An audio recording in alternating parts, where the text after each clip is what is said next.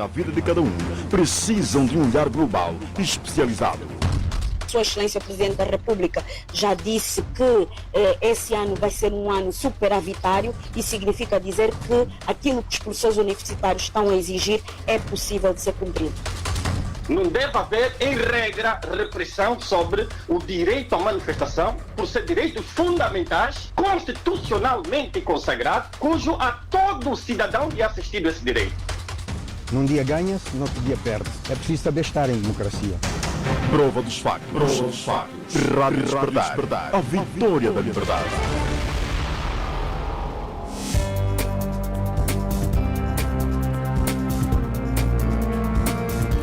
Muito bem, soou o nosso indicativo. Chegamos para o debate do Prova dos Factos, 13 horas e 13 minutos. Que coincidência no tempo. Vamos começar com a declaração do presidente da UNITA ao longo desta semana. Adalberto Costa Júnior criticou a postura da Civicop, um assunto que do resto já dominou as nossas atenções no primeiro painel da semana passada. Adalberto Costa Júnior criticou o facto de a televisão pública de Angola estar a exibir as imagens de dirigentes da UNITA mortos durante o conflito interno, tanto na Jamba como agora recentemente na província do Bié. O líder do maior partido na oposição chegou a condicionar a continuação do seu partido na Civicop ao regresso dos objetivos que nortearam a criação desta comissão. O tempo já vai adiantado, por isso vamos já passar a palavra à doutora Mihaela Weba, olhar para, vamos lá dizer, esta posição do seu partido de condicionar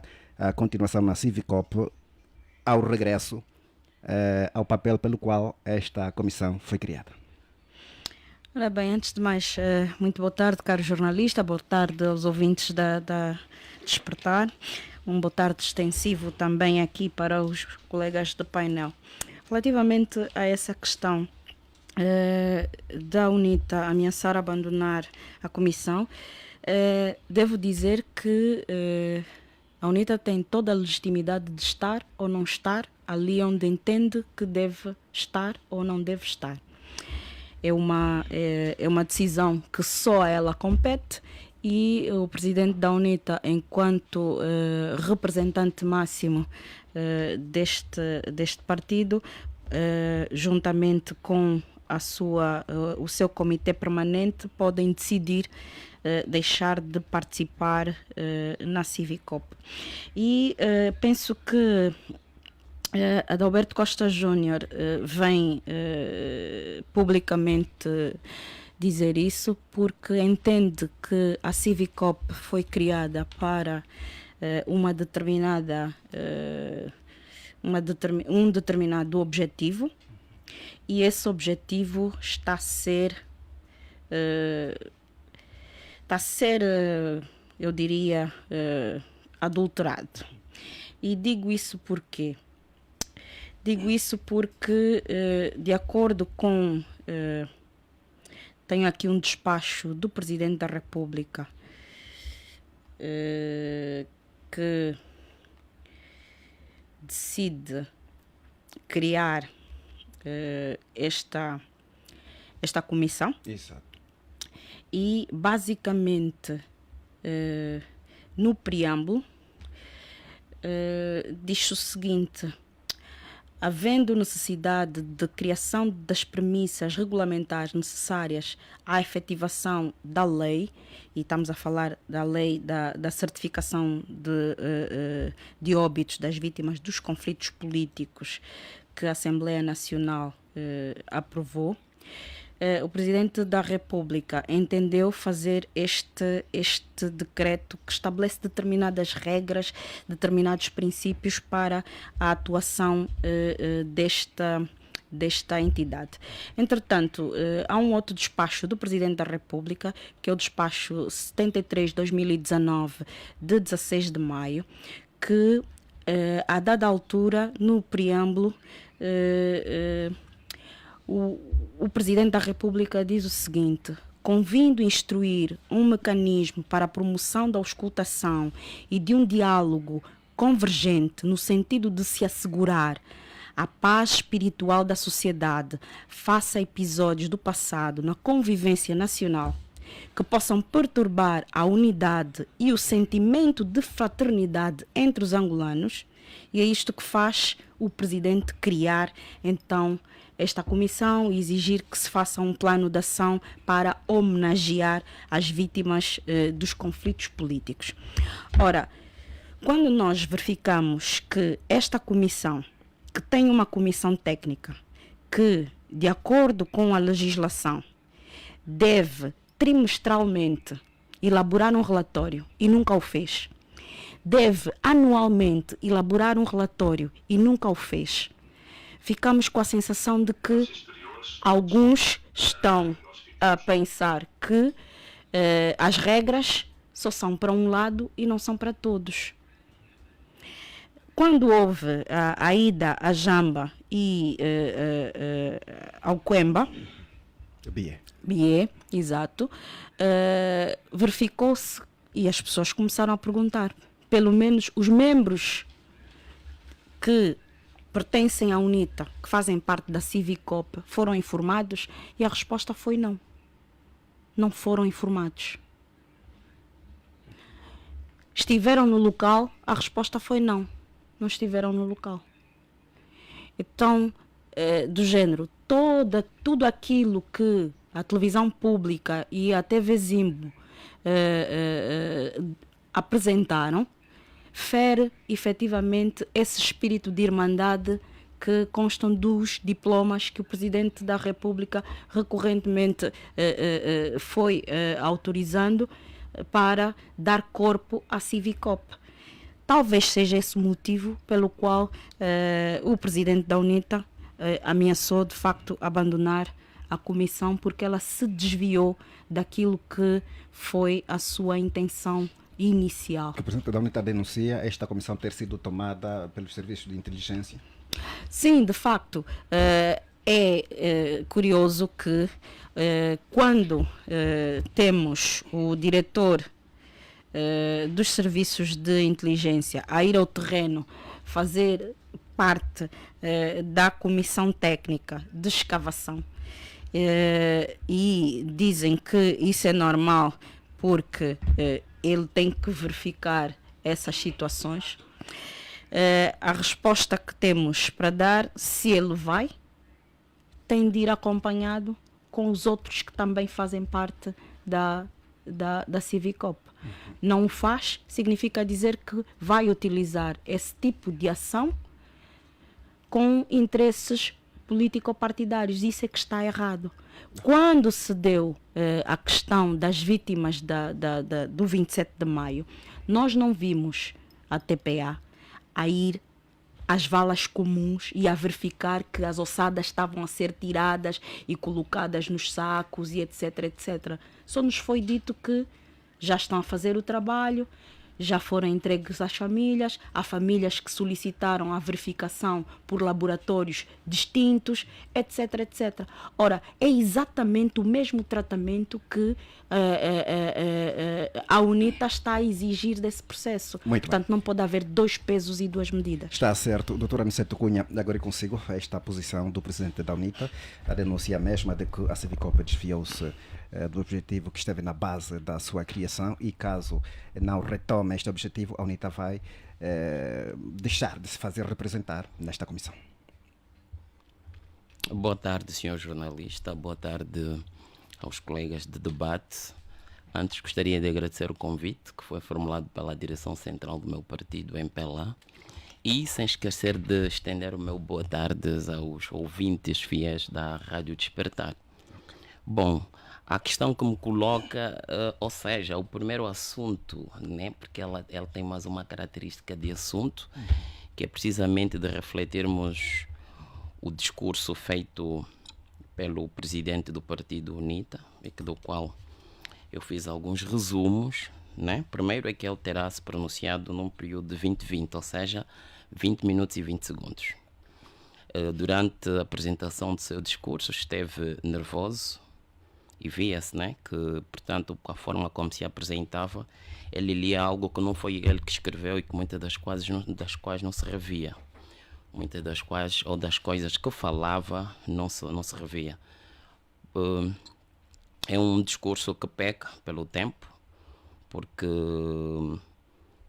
foi uma reação, o que me parece que não têm recebido informações dos seus representantes dentro da CIVCOP, porque é uma reação que vem 10 dias depois, que achamos que há outras nuances, parece que aguardou-se por alguém que deveria determinar. Aliás, muito já se tem mostrado que a UNITA tem estado a seguir um plano que parece que há uma liderança externa. Viu-se também que durante a apresentação do discurso o presidente Adalberto não demonstrava um equilíbrio psicoemocional. Ele é descontextualizado, né?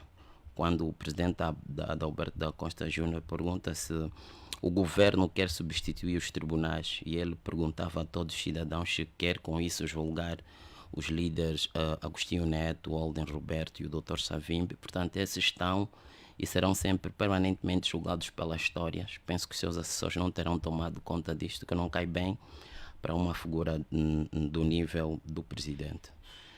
Penso que o outro elemento, não há nenhuma relação, como ele queria mostrar, não há nenhuma variável, nem conotativa, nem denotativa, de impedimento da intenção que o Partido UNITA tem de apresentar uma proposta e depois ser formalizada pela Assembleia. Não há nenhuma correlação. Primeiro estamos a falar de um ato da destituição? É um ato que se pretende, é uma intenção que será eventualmente materializada na próxima legislatura, com um facto histórico ocorrido durante o período de conflito armado. Portanto, não há... É ok. 2027. Próximo ano parlamentar. Obrigado pela dica. Portanto, não há nenhuma correlação histórica. Ou seja, se um elemento é do presente com ações imediatamente no futuro próximo, com uma correlação histórica. E aqui salta-nos à vista a incapacidade da gestão de elemento histórico. Claro que não agradam a ninguém, tratar-se de morte, enfim, é sempre algo desconfortável, mas ele é necessário porque tem que ver com um período histórico que vivemos e ele é real. Essas pessoas pereceram nas condições que pereceram e que os seus familiares pretendem fazer os seus lutos, pretendem enterrar os seus mortos, porque para os africanos isso tem um outro significado.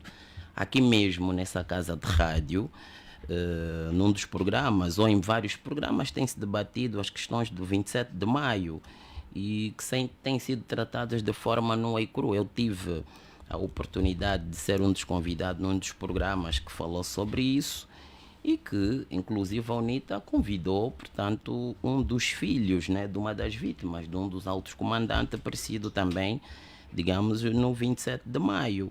Agora, eu não sei porquê que a UNITA tem, digamos, alguma vergonha em encarar com a naturalidade que se impõe os acontecimentos nas áreas geográficas, né, em que ela teve as suas responsabilidades. Que vergonha, nós temos os episódios, aliás, o livro A Pulga em Angola chama a atenção também os líderes da oposição que realizaram os seus pequenos 27 de maio.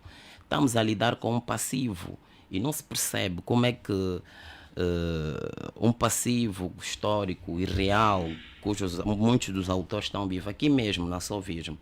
Eu tenho sido permanentemente consultado por pessoas, filhos, familiares, de que gostariam de encontrar, digamos, alguma explicação. Essas pessoas gostariam de morrer perdoadas e perdoando, né? Porque estão com essa mágoa ainda. Nós, por exemplo, né, eu tive acesso de informações que muitos dos familiares das 40 bruxas queimadas, né, e que contaram o episódio, que naquela altura elas foram obrigadas a beber o coquetel. Eu também perguntei o que era o coquetel. Era uma espécie de misturas de bebidas tradicionais. Que na altura ela tinha 5 anos, ou elas tinham menos de 10 anos, um grupo de meninas que tiveram que uma espécie de tirar o feitiço, vomitar. Portanto, essas pessoas vivem traumatizadas, essas pessoas aguardam por alguma explicação. E eu penso que é uma oportunidade com a criação da CIVCOP. Temos isso, nós não devemos nos envergonhar com o nosso processo histórico. Vou já terminar, eu sei que está a ser pressionado. Não. Aliás, estou a ser pressionado pelo tempo, sim. Não é o mesmo tempo que deu a doutora Miaela, né? O doutor vê que estamos a cronometrar, mas pode avançar para a conclusão. Também não é bom que, quando são assuntos que não interessam a despertar, aqueles que abordam têm de ser permanentemente interrompidos. Não cai bem para a prática de jornalismo. Não, isso preocupa-me, sobretudo quando está no exercício um jovem. Tem também de afinar as tuas competências técnicas. Obrigado. Bom, como dizia, nós assistimos, e eu tive a oportunidade de ter o discurso completo do presidente. Aquilo não é um perdão sincero. Não é um perdão sincero. É um pedido de desculpas sem respeito às pessoas. Se respeitarmos as pessoas realmente, vimos que aquilo não representou um pedido de desculpa. E penso que o doutor, que o engenheiro em dúvida, né? Que o presidente Adalberto da Costa Júnior, tenha calma, vou terminar. Solicitar a opinião dos outros. Não, vou terminar a minha introdução, tenha paciência, por favor. Assim, não, gostaria de terminar para não perder o mas coisa, pronto, né? Então, porque, portanto, aqui a UNITA da Adalberto da Costa Júnior já vai habituando um pouco a sociedade, que naquelas organizações onde não tem benefícios de direito econômico, financeiro e outros, né, materiais, enfim, ele não sente a responsabilidade da representação da UNITA. Vimos a saída da Jura do CNJ e, portanto, a saída da UNITA da CIVCOP não iria surpreender ninguém. Okay. Para concluir mesmo, o presidente terá dito que o Dr. Savimbi terá pedido desculpas. Não, isso não é verdade. Em alguns discursos, o Dr. Savimbi assumiu os passivos resultantes da morte e dos conflitos dentro da UNITA como responsável máximo, claro. E nunca houve um pedido de perdão aos angolanos. Vamos só fazer o seguinte. Sobre as vítimas do conflito angolano. E o presidente Samakuva, em alguns discursos, admitiu culpas de todos nós, ou melhor, ele dizia, e eu cito, né? Culpados somos todos nós e vítimas somos todos nós. Eu nunca ouviu-se um pedido de perdão dirigido aos angolanos pelas vítimas produzidas pelos conflitos armados. Está certo. Doutor Gilson Salúcia, a sua opinião. Bom, nós acompanhamos atentamente a intervenção do engenheiro Adalberto Costa Júnior, no caso, o presidente da UNITA, e entendemos que o mesmo suscitou duas questões, não é? Ou seja, podemos enquadrá-lo tendo em conta dois grandes propósitos.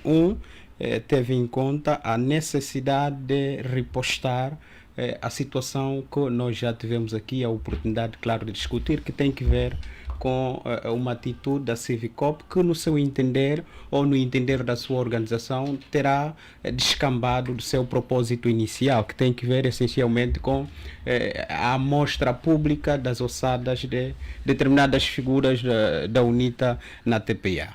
Portanto, eu penso que esse foi o primeiro grande propósito da intervenção do engenheiro Adalberto Costa Júnior. Do outro lado, penso eu que tentou apelar à necessidade de se regenerar esta organização, no sentido de que ela busque ou retome aquilo que ele chamou de lugar, ou seja, aquilo que é o lugar efetivo para o qual a organização foi criada, no sentido de que a mesma estará a se desviar do foco que tem que ver essencialmente com a necessidade de se buscar um espírito que visa o perdão, a necessidade, claro, de se imprimir o sentimento da reconciliação nacional.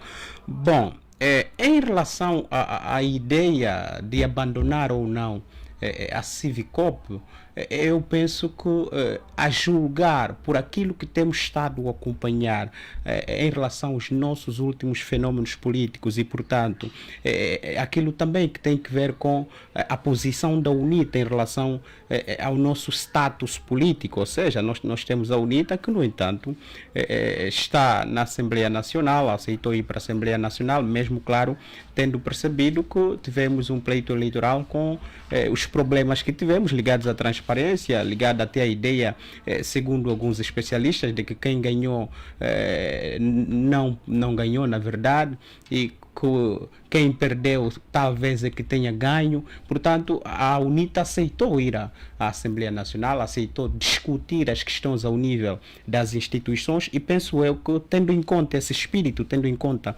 essa ideia, era bom que a UNITA procurasse, claro, os meios possíveis, as alternativas possíveis ao nível institucional, que, claro, procurassem dar cobro a esta situação e não efetivamente abandonar esta comissão.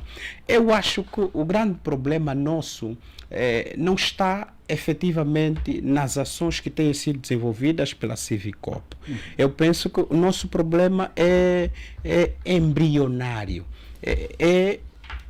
A forma como a Civicop foi criada e, claro, os elementos constitutivos da Civicop. Até o engenheiro Adalberto Costa Júnior chegou a fazer uma comparação com aquilo que foi a Comissão da Verdade na África do Sul, que, claro, procurou também resolver o passivo que os sul-africanos tiveram em relação ao apartheid. A sua visão foi de que, caso a Civicop não funcione, pudesse avançar para a Comissão da Verdade? Sim, essa foi, portanto, a intervenção da Adalberto Costa Júnior. Adalberto Costa Júnior entende que se calhar era preferível que fôssemos para uma Comissão da Verdade, mas é claro que os sul-africanos tiveram as suas particularidades e nós também tivemos as nossas especificidades relacionadas ao nosso conflito, relacionada, claro, ao nosso passado comum. Eu acho que, como já disse, o nosso problema embrionário é a forma constitutiva da Civicop. Se porventura pautássemos por uma organização que não tivesse em conta a representatividade dos atores que, portanto, foram bastante influentes no desenrolar das ações que hoje se constituem como um passivo nosso, talvez hoje não tivéssemos essa discussão. Eu penso que o problema está ali. O problema está no facto de que, como o nosso passivo resultou de ações quer do MPLA, quer da UNITA enquanto Movimento de Libertação Nacional e não só, e que fossem estes os privilegiados no debate, na discussão e no encontrar de mecanismos alternativas, fórmulas para a resolução desse passivo. Eu penso que o problema está ali.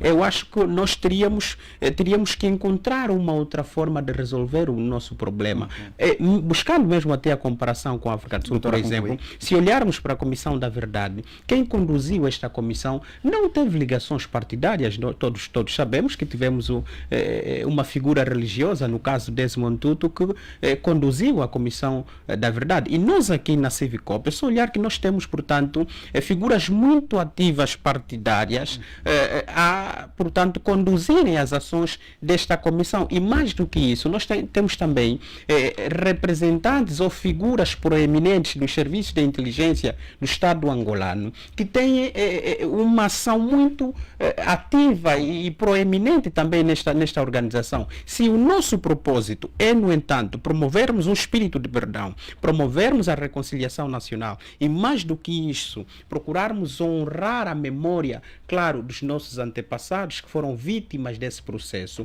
era importante que a configuração desta comissão fosse diferente e que as figuras mais ativas da Civicop não fossem representativas dos partidos políticos, porque cada um, portanto, quererá cobrar alguma coisa, o seu cheque em relação ao outro, no que diz respeito ao nosso conflito. Eu penso que o problema está ali. Está certo. Doutor Agostinho Secato, agora eu consigo a posição do presidente da UNITA? Eu começo pelo pedido de desculpas.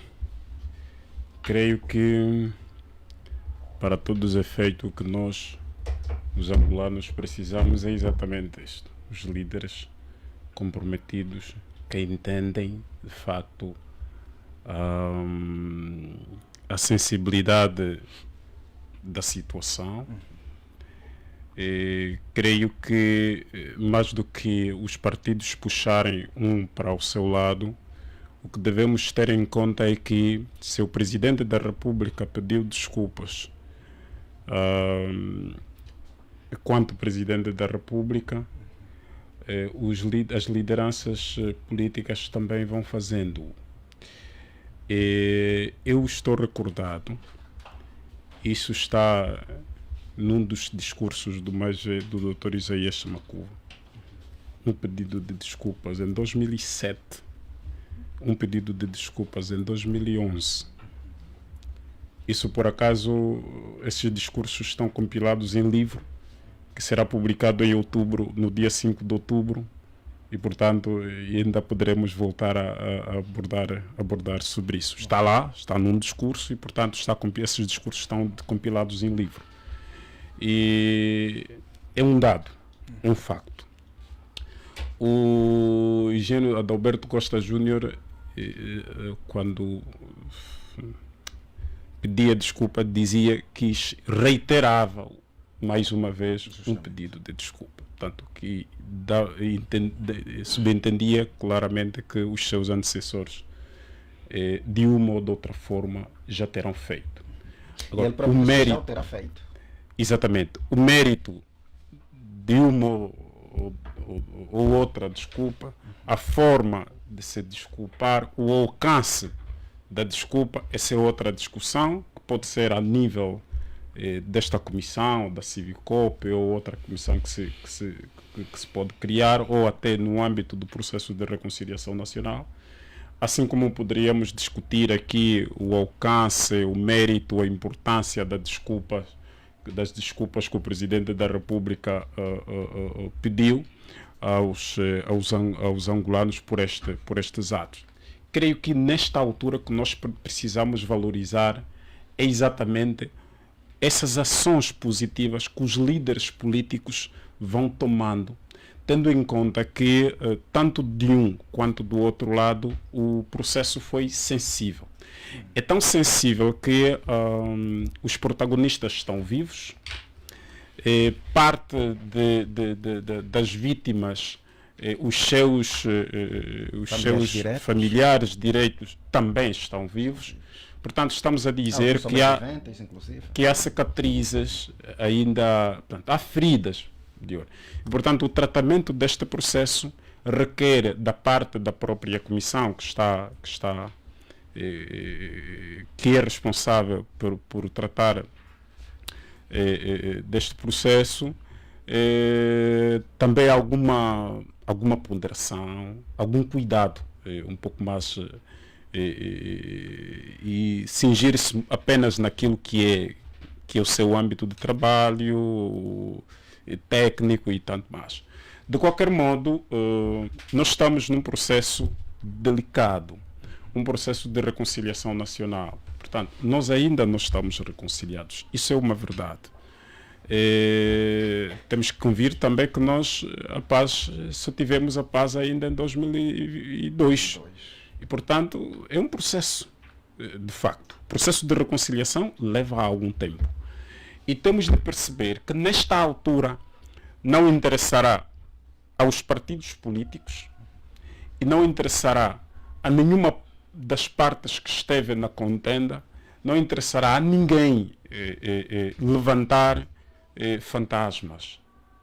Nem interessa ao MPLA levantar fantasmas da UNITA, nem interessa à UNITA levantar fantasmas do MPLA. Pelo contrário, vão se atiçando a ira e depois podem-se levantar outras situações que podem não ajudar até na boa convivência dos cidadãos. E, portanto, o que pode-se pedir a esta comissão é exatamente que faça o seu trabalho, de facto, no âmbito daquilo que está estruturado no seu regulamento, na sua composição, e cada um executa as suas tarefas, mas tendo em conta sempre a responsabilidade que têm. E eu digo responsabilidade que têm, de modo particular, entidades ligadas aos partidos políticos, que estamos a lidar de processo que está a tratar de reconciliação nacional, que nesta altura já não interessará quem matou quem. já não interessará quem queimou quem, já não interessará quem é o pai dele, foi aonde. O próprio trabalho da Civicop, que eu estou a acreditar que tem um deadline, não é? Pronto, tem um cronograma de trabalho, tem uma agenda específica, tem um objetivo. Portanto, o próprio trabalho em si vai exatamente definir isto tudo. Muito bem. Portanto, se o objetivo é, para concluir, se o objetivo é aquele que a doutora Miaela Weber leu naquele decreto do Presidente da República, e, portanto, vamos todos trabalhar, todos mesmo, incluindo os que estão aqui nesta altura, nesse estúdio, vamos todos trabalhar para que aquele objetivo seja alcançado. Muito bem. Portanto, vamos contribuir para que aquele objetivo seja alcançado. Está certo. Pelo qual a Civicop foi criada. Doutora Weber, vamos fechar este assunto, mas solicitou a palavra o doutor Aniceto Cunha há instantes, refutou, enfim, o discurso de que o presidente fundador da UNITA já havia pedido desculpas, o presidente Isaías Samakuva, enfim. É normal que o doutor Aniceto não tenha conhecimento disso, porque na altura não deveria ter idade para tal, primeiro. Estamos a falar de 1994, a primeira vez que o presidente, salvo erro, 1994, a primeira vez que o presidente fundador da UNITA, Dr. Savimbi, pediu desculpas. Foi no Bailundo, foi numa conferência de imprensa, e há registros de jornalistas internacionais, sobretudo, que têm esse registro. Portanto, foi a primeira vez que o Dr. Savimbi pediu desculpas sobre os excessos da guerra para todos os angolanos. Na 16ª conferência, que foi em 2001, o Dr. Savimbi volta a falar da questão do passivo. E a forma como ele fala da questão do passivo da UNITA, aí só fala efetivamente do passivo da UNITA, ok? As pessoas que tiveram presentes nessa 16ª conferência assumem todas elas que foi efetivamente um pedido de desculpas por tudo o que aconteceu dentro da UNITA. Depois, o doutor Isaías Samakuva, já ouvimos aqui, no livro Paz, Liberdade e Democracia, há extratos desses pedidos de desculpa. O doutor tem uma obra que vai lançar muito em breve, Dr. Cicato, sobre discursos, e tem efetivamente os discursos que foram feitos em 2007 e em 2011. E é normal que o doutor Aniceto não tenha conhecimento, porque na altura as redes sociais ainda não eram tão divulgadas, quer no tempo do Dr. Savimbi, quer no tempo do presidente Isaías Samakuva, as redes sociais ainda não estavam tão difundidas como agora. Pelo menos agora ninguém mais vai dizer que nunca foi feito um pedido de desculpas. Foi feito um pedido de desculpas, foi sincero. O presidente da UNITA, o engenheiro Adalberto Costa Júnior, endereçou vários pedidos de desculpas por tudo quanto de mal sucedeu ao longo do percurso de luta e resistência da UNITA para a conquista da democracia, liberdade, em nome da paz duradoura em Angola. Não é a primeira vez que ele faz isso. Só que, como não havia interesse de divulgar essas situações, então sempre foi ocultado. Pela primeira vez apareceu esta semana, quer na TPA, eu fiquei atenta, normalmente não vejo a TPA, mas fiquei atenta e verifiquei que passaram efetivamente a parte que ele faz um pedido sincero de desculpas. Quem viu consegue notar que foi um pedido sincero de desculpas. Bom, eu não vou cair na provocação barata da doutora, e até porque sei que enquanto académica já teve em bons momentos, mas pronto, é normal que ela assuma aqui alguma demência. E vou repetir o que realmente disse. Em alguns discursos, o Dr. Savimbi assumiu os passivos da UNITA. E em alguns discursos, e tenho esta obra, graças a Deus eu tenho a oportunidade de ter a cultura de investigação, e porque sou sociólogo com grande interesse na sociologia política. Então procure essa conferência de imprensa e vai ver que está errado. Doutora, respeite meu tempo, por favor, e seja educada até como mãe. E que o filho, a exemplo que o filho, quando teve o seu tempo de antena, eu conheço essas táticas de quando há uma verdade que desinteressa, tem essas aplicações. Aliás, eu tenho... Quem recorre o insulto normalmente é fraco. Chamam-me aqui de demente. Portanto, a doutora chamou-me de infantil. Estou a Não, responder. só lhe Chamou-me disse de que- criança. Mas tudo na bem. altura não tinha idade Atenção ao para respeito. Eu estou Está- a falar está agora, certo. a doutora quer Exato. responder. Portanto, Então como estava a dizer dizia, que a assunção deste passivo não significava... o pedir meu desculpas. entendimento para a sociedade no geral e para quem acompanhou o discurso onde o presidente com algum cuidado quis transmitir que já tinham sido feitos, e deve-se respeitar a interpretação de qualquer um. Ele dizia que reiterava os pedidos feitos por já 3 dirigentes. 4. Faltou o 4, general exato. Gato, que também fez pedido na qualidade de Podemos coordenador contar? da comissão de Eu estou a gestão da dizer que UNITA. já tinha sido feito por 3 e ele reiterou. 4, quem é o quarto? Ele próprio. Ele próprio. Eu estou a dizer que ele reiterou o pedido já feito por Ah, 3 ok. dirigentes Tá certo. da Muito UNITA. bem. Vamos avançar. Doutora, para tente concluir. controlar a Mas, emoção. Eu não. Estou no uso da palavra. Eu estou. É assim. Eu tenho o tristes memória da Rádio Despertar. Eu sei que se não me desligam o micro, depois fecham os programas. Então Mas eu o seu gostaria de microfone está ser. ligado. Felizmente, eu gostaria de ser Então, o mais vamos cauteloso continuar para para entrar. concluir a sua Portanto, ideia. como dizia. Aqui nós entendemos que durante o ato de pedido de desculpas, e aqui está sim a repetição, nunca é num período, e quero que compreendam, nunca é num período para um ato como tal. O elemento comum destas lideranças é e sempre foi permanentemente em outros assuntos, e há um trecho, é aqui onde eu dizia, nunca foi um ato para pedir desculpa como tal, assim como este último pelo quarto líder da UNITA a usar essas expressões. Portanto, quer dizer que a sociedade e as pessoas mais visadas não encaram como um ato de pedido de desculpa, e a olhar para a forma como o último ato foi feito, foi um pedido de desculpas sem respeito às pessoas, porque você quer anunciar a saída de uma comissão e que quer que se fale com verdade. Quando se usa uma verdade, ofende as pessoas que querem sair. Aqui onde é que está a reflexão? Portanto, se você realmente quer pedir desculpa pelo um facto, não tem razões para justificar. Isso é básico, é da educação. Portanto, eu tenho liberdade de interpretar, e a questão que se coloca é: por que é que a UNITA, por exemplo, também não sai das organizações que têm dinheiro, que recebe dinheiro, que têm benefícios de direito? Comissão Nacional Eleitoral, a ERCA, os tribunais, o Parlamento. Portanto, a questão que se coloca, e porque o presidente Adalberto disse que qualquer cidadão pode responder a essas questões, e eu estou no meu direito do dever de cidadania. Então, a questão que coloco também ao presidente é: até quando é que a UNITA vai continuar a fazer chantagens com esses elementos? Doutora, concluir? Para avançarmos. Pedro, o tempo não deixa para tanto. Depois permita-me só alguns segundinhos. A outra questão Mas também, a concluir mesmo, doutora Aniceto. quando se elege temas polêmicos, tem que se ter a capacidade de interpretação, que também o tempo da narração será maior.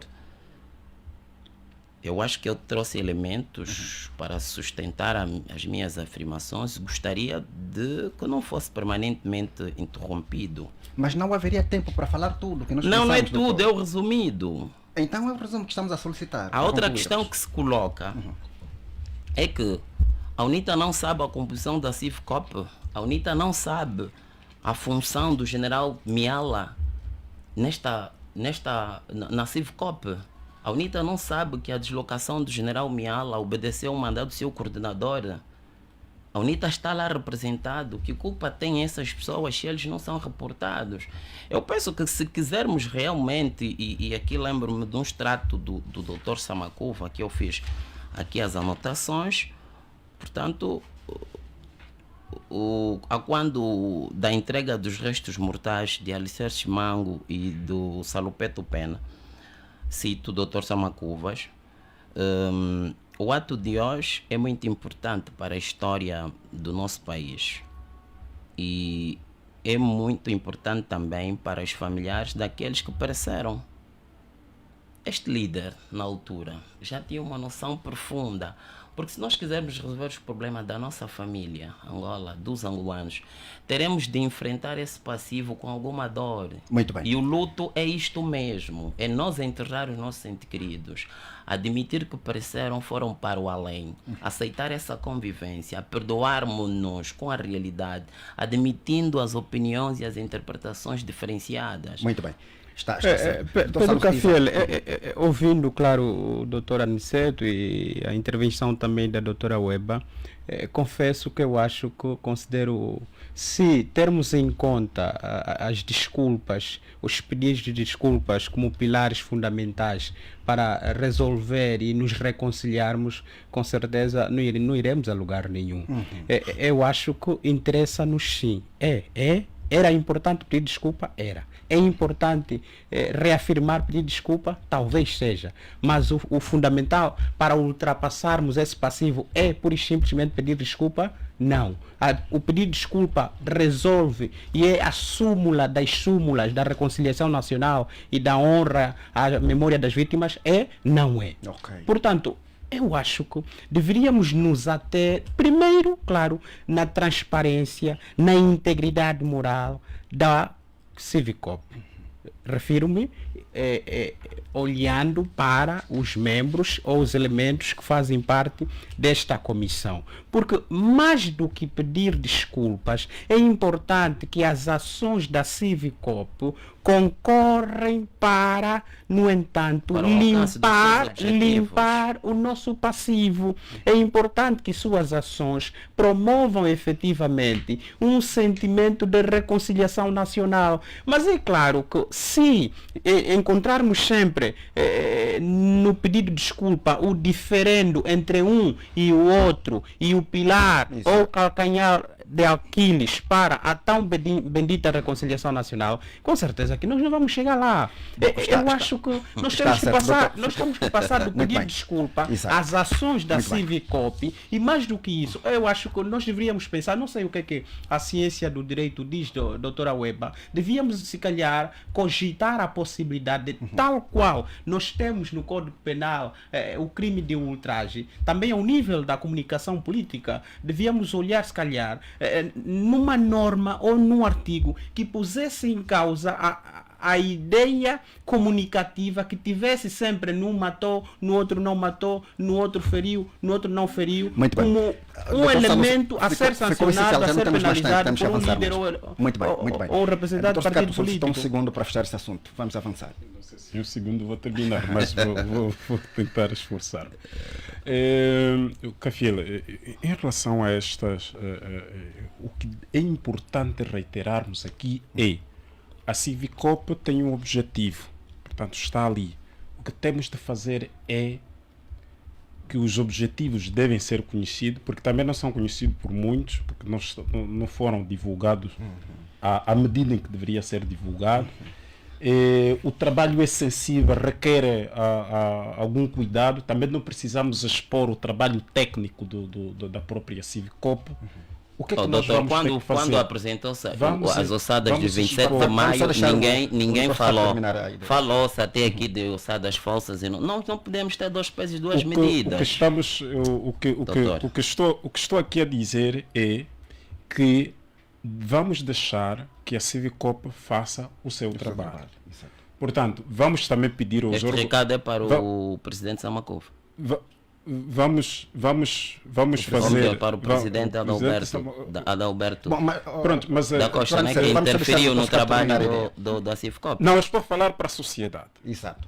Mas temos um protagonista deste ato político, que é a razão da reflexão. Mas o meu alvo para a mensagem é mesmo a sociedade. E portanto, vamos deixar que a Civicop faça o seu trabalho. Vamos também pedir à Civicop que faça o seu trabalho de acordo com aquilo que foi definido. Apenas isso. Muito bem. E, portanto, vamos nos reconciliar, vamos pedir aos atores principais que deixem de se acusar. Não terá sentido as acusações, e porque ninguém vai ganhar nisto. Muito bem. Ninguém vai sair vencedor se acusarem mutuamente. Ninguém. E eu quero pedir às lideranças, hoje, mais uma vez, quero pedir ao general João Lourenço e ao engenheiro Adalberto Costa Júnior, os dois senhores, se me puderem ouvir, por favor, encontrem uma forma de encontrarem-se. Precisam conversar. E um dos temas deveria ser também sobre a Civicop. Muito bem, É ficou essencial. Doutora Mihaela, eu regresso assim, porque agora vamos falar de um assunto eminentemente jurídico, é que o Tribunal Constitucional indeferiu, uma vez mais, o recurso extraordinário da revisão do Acórdão 632/20, que tinha a ver com a legalização do projeto político para já servir Angola, e em face deste indeferimento, esta informação, este projeto político remeteu um outro recurso de agravo para contrapor esta decisão do Tribunal. Ora bem, de facto ficamos a saber esta semana que no dia 28 de agosto eu francamente tentei procurar este documento no site do Tribunal Constitucional. Infelizmente o site do Tribunal Constitucional ultimamente a informação não está tão disponível como antigamente. A comunicação do projeto diz que é um indeferimento liminar. Isto... Sim, é um deferimento liminar. Eu estou aqui nas decisões... Ainda devia estar no site. Sim, eu estou aqui nas decisões liminares e, por exemplo, tenho aqui o despacho de rejeição de agosto de 2020. Ok? E não tenho o despacho de rejeição agora de 2023. É isto que eu estou a tentar dizer. O site do Tribunal Constitucional, infelizmente, ou não está a ser atualizado com a devida rapidez, ou estão mesmo a sonegar informação ao público. E, portanto, vou fazer essa análise sem ter conhecimento daquilo que o Tribunal Constitucional apresentou como argumento do indeferimento liminar do recurso que o projeto político para já servir Angola apresentou. Entretanto, da resposta, este projeto político entende apresentar um novo recurso e aí já da decisão de indeferimento liminar proferido pela juiz conselheira presidente do Tribunal Constitucional ao plenário do Tribunal Constitucional. E mais uma vez eu digo que relativamente à atuação do Tribunal temos sempre duas possibilidades: ou a admissão do recurso ou a rejeição do recurso. Admitido o recurso, também há duas possibilidades: dar-se provimento ou não dar-se provimento. E, portanto, depois a apresentação dos argumentos de direito para que haja o provimento ou haja o não provimento.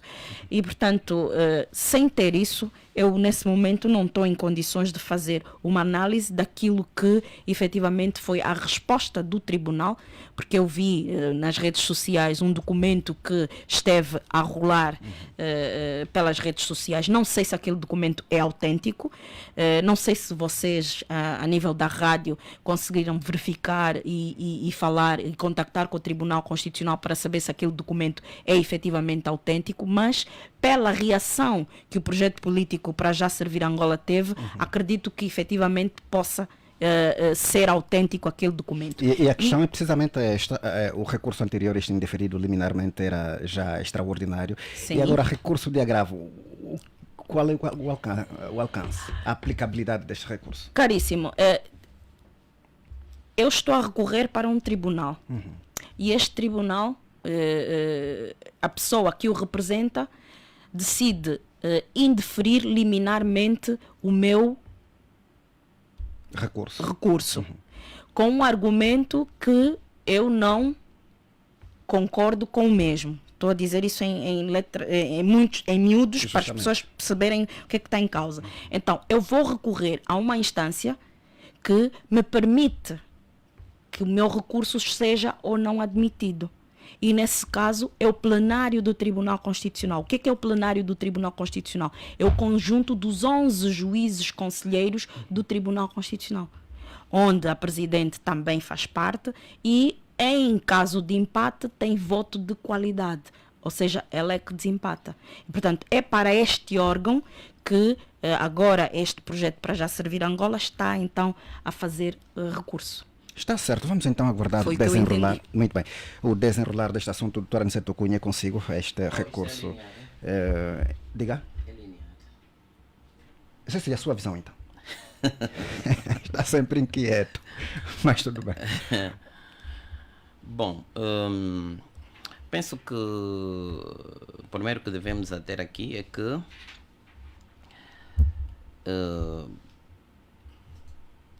independentemente de não termos acesso a esta informação pelo Tribunal Constitucional, as decisões dos tribunais devem ser acatadas e cumpridas.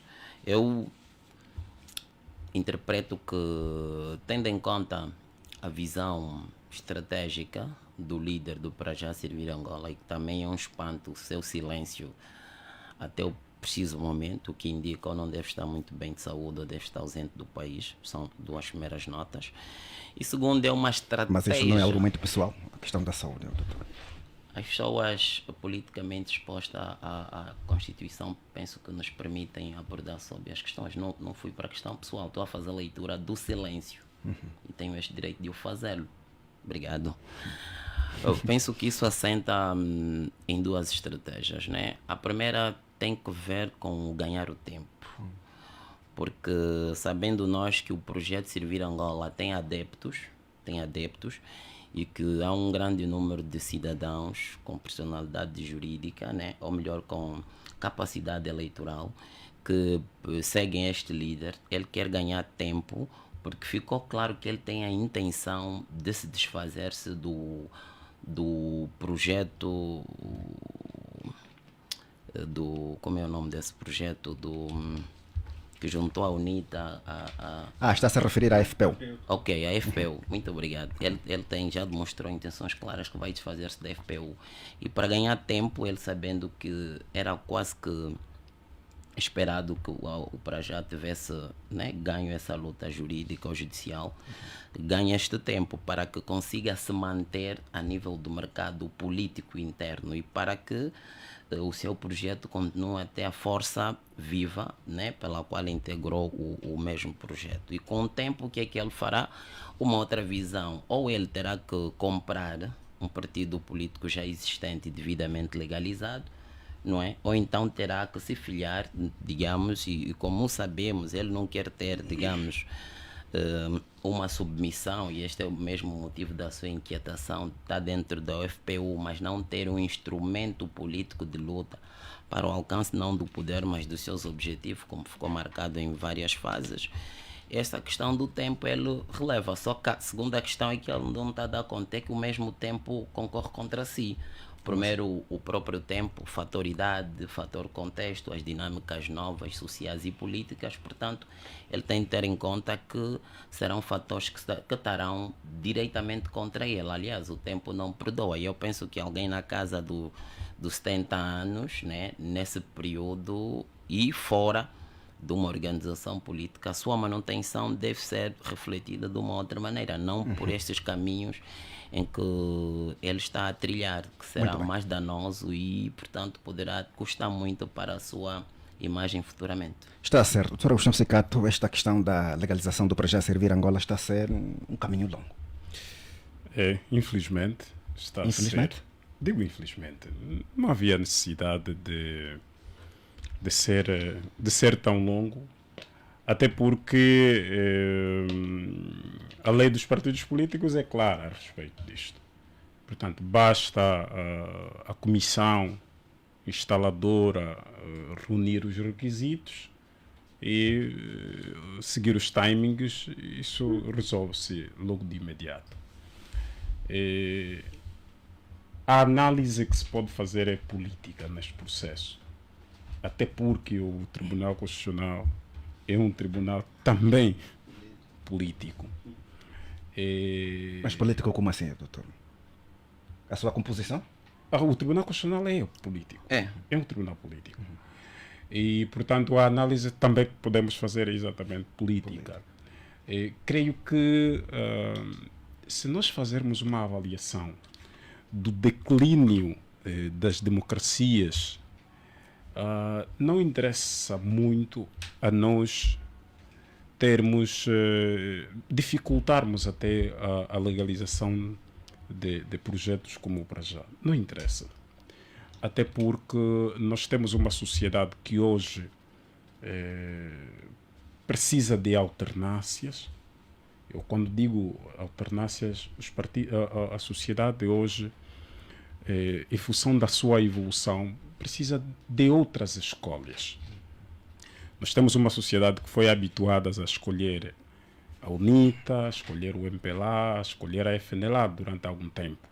Depois tinha de escolher o PRS, escolher o PDPANA, escolher outros.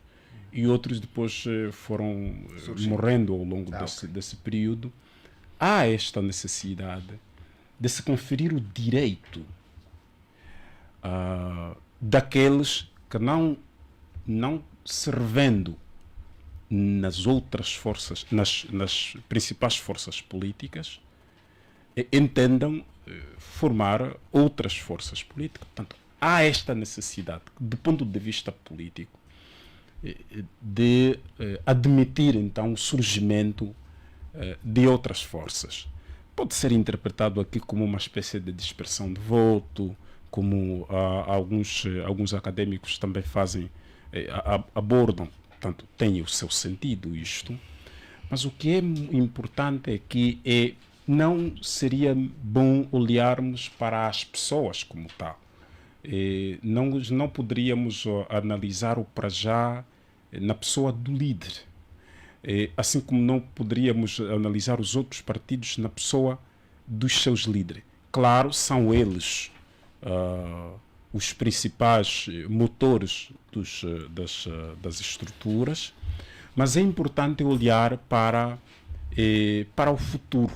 Nós temos um futuro daqui a 50 anos, daqui até 30 anos. Como é que isso será? Como é que Angola será do ponto de vista político? Está certo. E portanto, há esta necessidade de nós pensarmos também nos direitos políticos, os direitos civis destes cidadãos Doutora, a concluir? que vão viver neste período. Temos de pensar que esses cidadãos precisam também de um outro espaço, para além dos partidos políticos já existentes, precisam também de um outro espaço político, de outras organizações, que façam eles a escolha e que sejam os cidadãos a decidir quem é que deve ficar no espaço político e quem deve desaparecer. Está certo. Dr. Gelson Salucci, agora consigo esse novo chumbo da iniciativa da legalização do projeto político Para Já Servir Angola. Quem olha para essa questão, quem tem estado a acompanhar, portanto, esse dilema do Para Já Servir Angola, perceberá que não existe uma outra razão que não seja política, né? Porque se olharmos para os acordos anteriores que deu aso a um recurso extraordinário, perceberemos que do ponto de vista da fundamentação jurídica, constitucional e não só, algum vazio estava patente, portanto, na decisão do Tribunal Constitucional, né?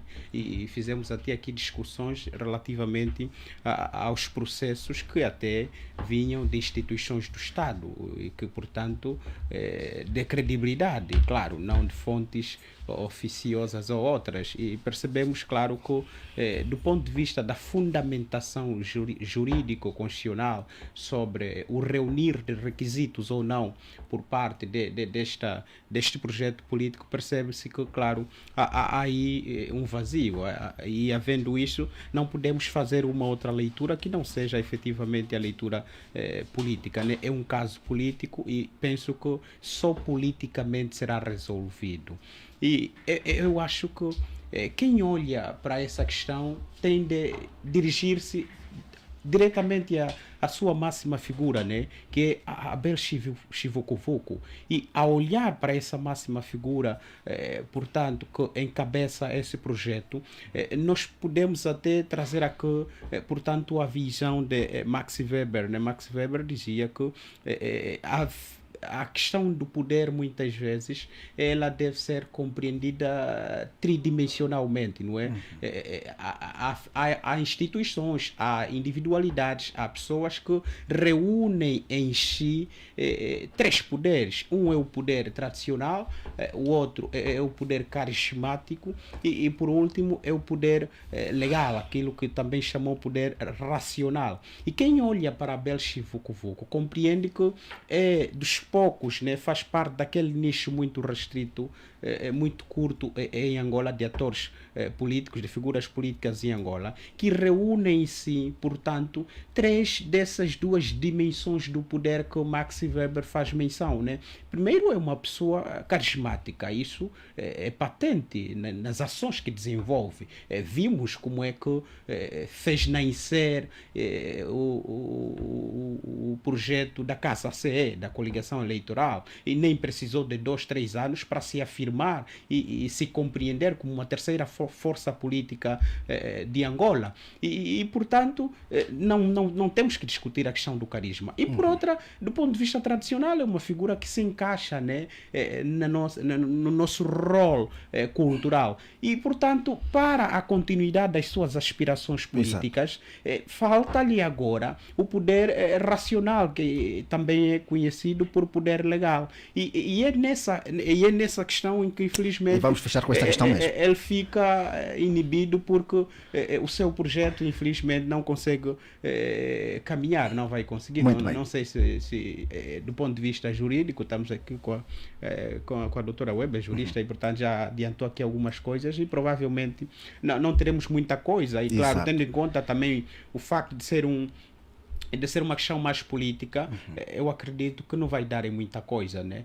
Porque isso daria lugar a mais um oponente forte para o MPLA, se porventura o projeto para já servir a Angola fosse legalizado. Muito bem. Doutor Cunha, desta vez começo consigo olharmos para a proposta das organizações sindicais. Tudo bem, vai rebater, mas vamos já avançar para o próximo tema. Não, mas rebater para não ir no próximo tema. O nosso amigo Gilson está equivocado. O último é precisamente o maior por reunir legitimidade e legalidade. Portanto, e muito dizer bem. que Então, ele não está fora, digamos, dos oponentes do MPLA. Ele é tão somente a segunda figura na lista dos deputados eleitos pelo Partido da UNITA. Muito bem. Então ficou essencial. Agora sim. Enquanto parte de uma organização política, enquanto parte da UNITA, não de forma individual, conduzindo um projeto seu. Aí tinhas que falar das ambições dos indivíduos que se reuniam. Há um minuto, na vertente de Max Weber, né? Um dos componentes que estrangulam precisamente e que aqui nós temos, portanto, muitos exemplos em África e que é extremamente negativo, não é? A ambição desmedidas. Muito bom. E que não se... um minuto. Ele falou, não tem que terminar, porque ele provocou o MPLA, portanto, que são essas ambições das lideranças e aí está onde nascem os golpes de Estado, enfim. Está porque certo. se também não olhar para essas características negativas, vamos desenhar aqui um perfeito político. Muito bem. Porque essa ambição desmedidas e permanente haver ruptura e criação de novos projetos políticos também têm de ser indicadores de leitura para a ambição, mas muito aqui bem. o fator tempo, conforme doutora Aniceto Cunha, ficou essencial. analisado. Deixa-me só, agora, era para começar consigo, mas já falou por algum tempo, deixa só começar agora com o doutor Agostinho Cicardo, agora olharmos para a proposta das organizações sindicais para o salário mínimo na ordem de 245 mil kwanzas. É uma proposta apresentada ao longo desta semana. Além disto, as organizações sindicais propõem também que o governo implemente subsídio de desemprego, enfim. É uma exigência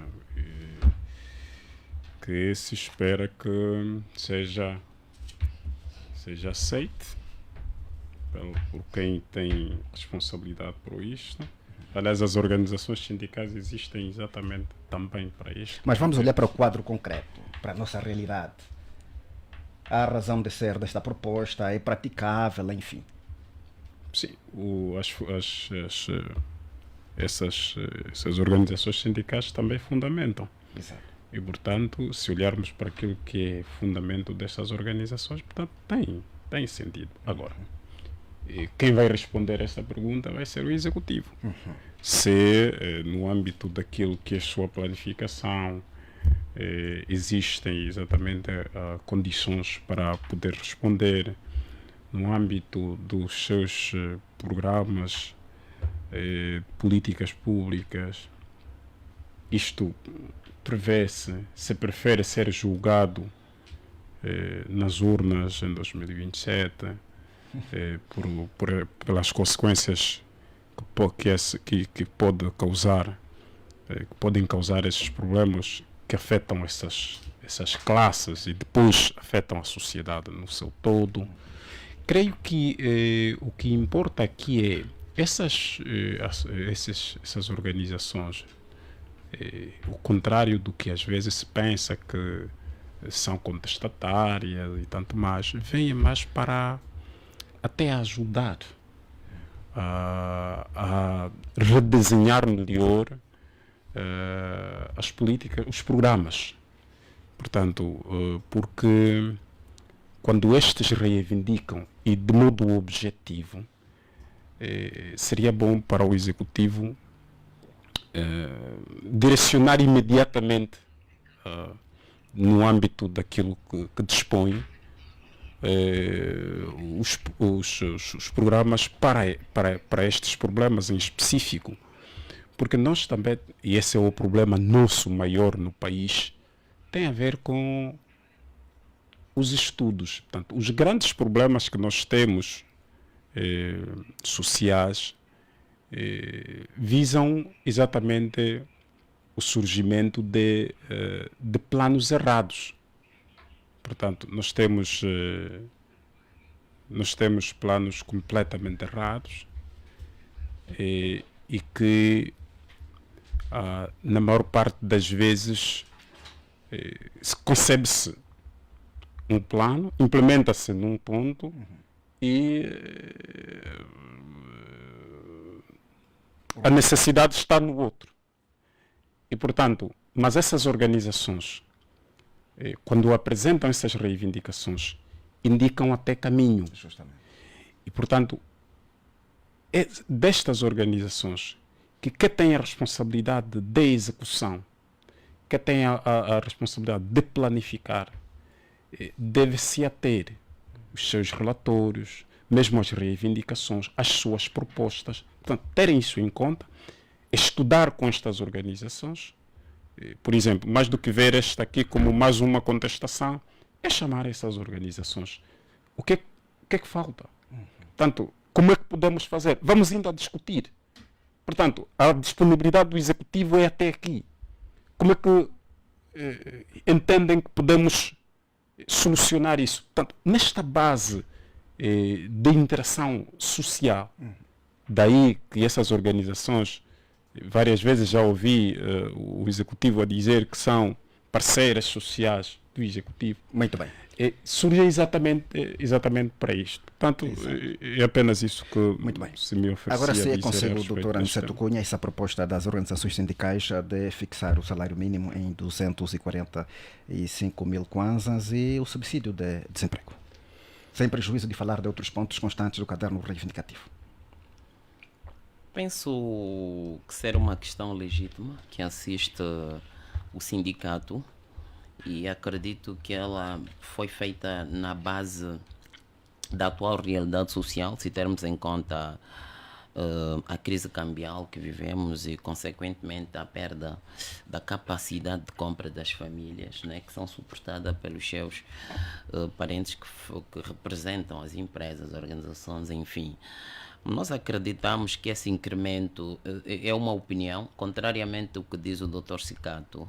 Eu penso que o Executivo compreende, sim, que essas organizações sindicais são necessárias, daí mesmo a sua existência, não só através de diplomas legais, mas também do ponto de vista real, e praticam as suas ações. E esta é precisamente a reflexão ou a consequência de uma das ações que elas praticam. Como dizia, se olharmos para a realidade social, aliás, elas são complementares às ações dos executivos, né? Porque elas encaram a realidade de uma outra forma e acabam ajudando o executivo a ver com outros olhos. Regressando à questão, penso que uma das consequências será a reflexão e faça aquilo que é a nossa realidade econômica, penso que sim, necessita-se do incremento. Não sei se há ou haverá capacidade para tanto, dos 30 e tal mil para 250. A ministra tem estado a nos dizer que o nosso orçamento é uma espécie de manta curta. O que significa dizer a manta curta no sentido figurado. Quando tu vais cobrir a cabeça, os pés ficam descobertos. E se cobris os pés, então as mãos ficam fora. Penso que também é uma questão que o sindicato deveria olhar para a realidade e, digamos, encontrar alguma ponderação. Mas pronto, né? Estão no exercício dos seus atos de legalidade e legitimidade. Agora vamos esperar então a reação do governo a quem foi dirigida essa proposta. Muito bem. Dr. Gisso Salúcia, consigo olharmos para essa proposta das organizações sindicais? A atualização do salário mínimo para 245 mil kwanzas contra 32 mil kwanzas e qualquer coisa. Para um país onde o salário mínimo são 32 mil kwanzas, assistir-se a um acréscimo na ordem, se calhar, dos mais de 250%, seria claro um milagre, não é? Mas, portanto, um milagre é uma como? exigência. Não é que não seja possível, né? É a olhar pela distância, né? Entre o que é hoje, o que se espera que seja, né? E, portanto, fazer também uma correlação com aquilo que são, no entanto, as políticas públicas do próprio Estado relacionadas às questões sociais e portanto, aquilo que tem sido a comunicação do Estado no que dinheiro diz respeito, no que finanças diz respeito. Já disse aqui o Dr. Aniceto que nós temos uma manta que se você puxar mais para cima, os pés vão ficar descobertos. Se você baixar, a cabeça vai ficar descoberta. Então, é muito difícil numa situação equiparável a esta imaginar-se um salário na ordem destes valores. Mas, claro, é uma posição legítima, tendo em conta a situação em que o país vive, né? Muita coisa subiu, fruto claro, da inflação, fruto da pouca aquisição de receitas petrolíferas e não só. Era importante que, dentro das suas responsabilidades sociais e a olhar pelas suas tarefas fundamentais, pelas finalidades do Estado, promover o bem-estar social, garantir a justiça e criar mecanismos quer econômicos, quer ao nível social, de políticas que garantam o diminuir ou o reduzir, o expurgar das desigualdades sociais, seria bom que o Estado fosse flexível, seria bom que o governo, portanto, acolhesse as reivindicações do sindicato e que pudesse criar uma autoestrada que permitisse o diálogo, uma autoestrada que permitisse uma reflexão conjunta sobre que caminhos podem ser feitos para se alcançar o equilíbrio, pelo menos. Claro, podem não ser os 245 mil kwanzas, né? Mas um valor próximo, um valor que permita que os trabalhadores saiam num ou noutro momento desse sufoco financeiro que vivem, tendo em conta a realidade econômica. Portanto, eu penso que é legítima a reivindicação. O que se pede é que flexibilidade, portanto, do executivo, no sentido de estreitar o diálogo para, dentro das suas responsabilidades sociais e no âmbito das finalidades do Estado, encontrar um meio termo que, portanto, satisfaça esta agremiação sindical. Muito bem. Doutora Mihaela Webb, essa visão, a proposta das organizações sindicais é de fixar o salário mínimo em 245 mil kwanzas. Antes de mais, eu gostaria de dizer que é um erro dizer-se que o nosso salário mínimo é de 32 mil 181 e 15 cêntimos. Porque no setor da agricultura, que é o salário mínimo baixo, o mais baixo em Angola, são 21.454 kwanzas. Portanto, para mim, o salário mínimo em Angola é este, 21 mil. E, começando, devo dizer que, infelizmente, é o salário mínimo mais baixo ao nível da SADC. Este é de 21 mil kwanzas. Mesmo o de 32, é o Ok, mais ok. baixo da SADC. Nós temos, acho que, não sei de que dia é que foi, mas há um estudo de expansão de 2020 que vem mesmo dizer que a depreciação do Kwanza levou a que o nosso salário mínimo passasse a ser o salário mínimo mais baixo da SADC. E por quê? Porque nós confundimos aquilo que é aumento salarial de atualização salarial. Ora, o que as organizações sindicais estão aqui a exigir é de facto um aumento salarial. Okay? O que o executivo deveria fazer era uma atualização salarial. A atualização salarial é feita anualmente. Anualmente, tendo em conta a taxa de inflação esperada para aquele ano, aumenta-se o salário naquela percentagem. Ou seja, se a inflação estiver a 2,5, nós vamos atualizar o salário em 2,5. Isso é atualização. Qualquer Estado minimamente organizado, justo, que queira fazer justa redistribuição da renda e da riqueza nacional, utiliza o mecanismo da atualização salarial. Temos a inflação e atualizamos os salários de acordo com a inflação. Para quê? Para permitir que os cidadãos não percam poder de compra. Agora, o que os sindicatos estão aqui a exigir é um aumento de salário.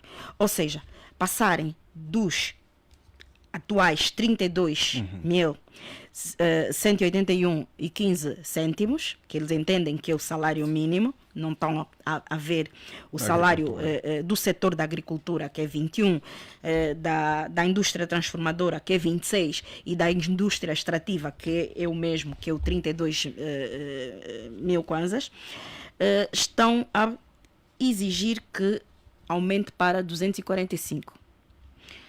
Na ótica da UNITA até estão a exigir pouco. Pouco? Sim. Qual seria a visão da Estão UNITA? a exigir pouco.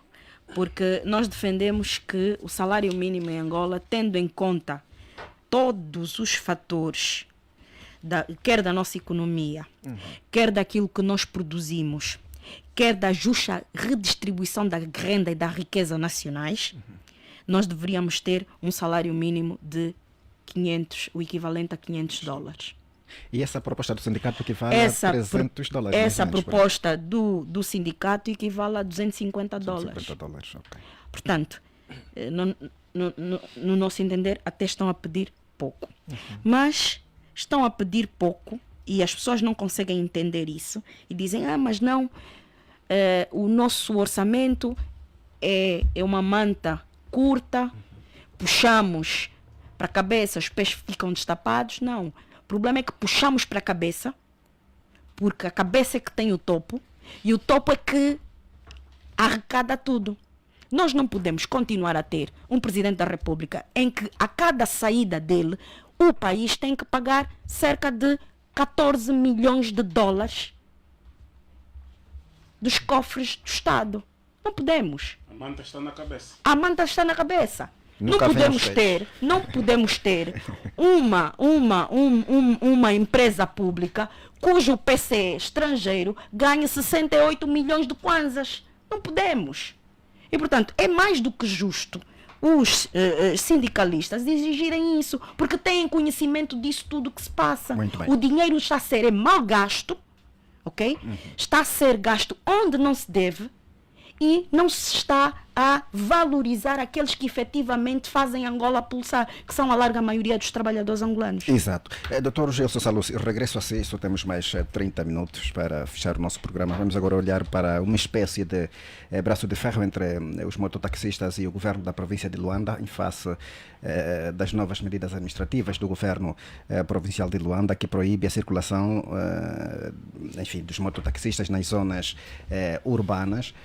Entretanto, o a Amotrang, que é uma organização que vela por mototaxistas e transportadores de Angola, está a negociar com o governo no sentido de encontrar uma mediana que possa beneficiar as partes. Qual é a sua visão? Bom, primeiro tivemos uma situação em que acompanhamos, recebemos publicamente 2 comunicados, não é?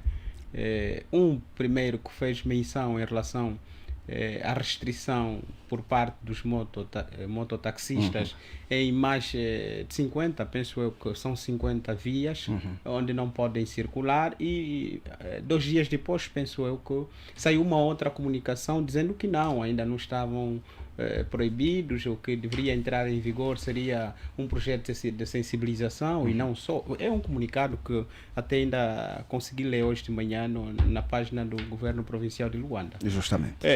Agora, em relação à possibilidade de se restringir a circulação dos mototaxistas nessas vias, eu penso que não é uma decisão que me pareceu ser a mais óbvia, na medida em que até há um decreto presidencial, que é o decreto 123/12, que regula, no entanto, a atividade de transporte remunerado individual ou coletivo, portanto, de passageiros ou não, de mototaxistas. O que me parece é que tenha havido...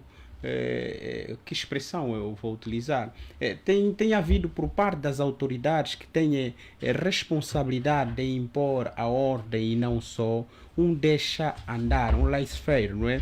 Porque também é comum muitas vezes entidades ligadas aos órgãos de ordem pública, no caso polícia, imiscuírem-se bastante na atividade destes mototaxistas, não para regulamentar, não para organizar, não para exigir destes o cumprimento quer do Código de Estrada, quer do respeito da sua própria vida, portanto, na ideia de que ao se transportar por uma motorizada tem, claro, de se fazer acompanhar dos meios de proteção necessários, capacetes e tudo mais. E o que nós temos assistido é que, infelizmente, boa parte dos mototaxistas que circulam por estas vias não se fazem acompanhar, portanto, dos capacetes. E mais do que isso, eu até participei de um projeto no qual fez parte mais de 4 organizações da sociedade civil,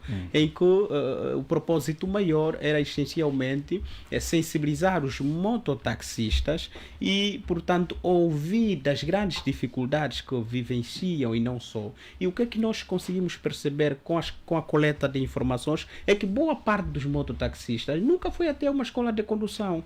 Isso é um problema. Alguns nem sabem ler nem escrever. Boa parte de mototaxistas nem conhece o alfabeto. Então, nós até concebemos momentos e períodos de formação, onde convidamos especialistas e não só, também reguladores de trânsito, no caso da Polícia Nacional, no sentido de conferir conhecimento, de conferir informação a esses mototaxistas. Me parece que antes, portanto, de se ter sido tomada essa decisão, antes do governo provincial tomar essa decisão, eu acredito que inicialmente teria que convocar representantes destes mototaxistas, no caso a Motrang e outras associações, no sentido de juntos encontrarem mecanismos que visa, claro, dialogar, compreender os principais problemas dessa classe, e só depois é que se poderia pensar numa decisão, mas que fosse resultado inicial, claro, de um diálogo, que fosse uma decisão em que os mototaxistas se sentiriam representados. Agora, temos essa situação, depois de 2 dias veio outra ideia, não, veio outro comunicado, não, o que vai acontecer é mobilização, é sensibilização, é mais ação pedagógica. Portanto, o que eu acho é que se há se de facto há esse propósito de se restringir nos próximos dias ou nas próximas semanas a circulação de mototaxistas nestas 50 vias a que estão plasmadas no documento, eu penso que o governo provincial deveria dar braço a torcer, devia recuar no sentido de, primeiro,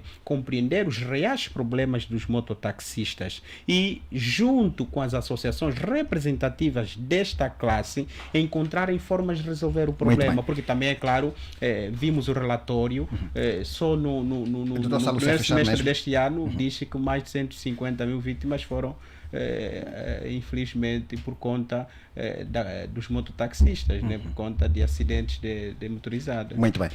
Doutor Agostinho Secato, é consigo.